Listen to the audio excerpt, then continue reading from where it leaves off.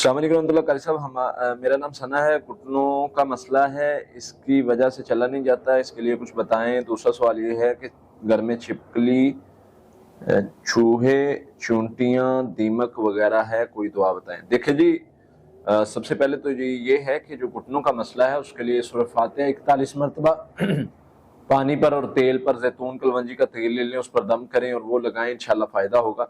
दूसरा जो आप ने बताया है छिपकली, चूहे या चुंटियाँ, इस तरह की चीज़ें, तो ये आपको मतलब ये नॉर्मली वैसे भी हो सकते हैं चीज़ें। अपने मामलात को बेहतर करें, सफाई सुथराई का ख्याल रखें।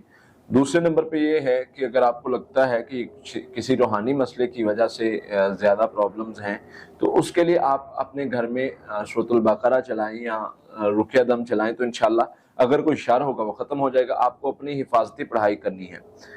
अस्सलाम वालेकुम रहमतुल्लाह। कारी साहब, आपने मेरी भांजी और भतीजी के रिश्ते के लिए पढ़ाई भेजी थी। भतीजी का रिश्ता, भतीजी की तो अब शादी है लेकिन भांजी का नहीं हुआ। दुआ कीजिएगा उसका बहुत जल्दी हो जाए। देखें जी, अल्लाह ने अगर भतीजी का कर दिया तो इंशाल्लाह भांजी का भी कर देंगे। पढ़ाई वही जारी रखें, जिक्र के साथ, नमाज के साथ, सब्र के साथ अल्लाह से मदद मांगे। इंशाल्लाह अल्लाह का वादा है, जो सब्र और नमाज के जरिए हमारी मदद तलब करते हैं हम उसको ज़रूर मदद अता करते हैं। तो ये इंशाल्लाह करें, फ़ायदा होगा।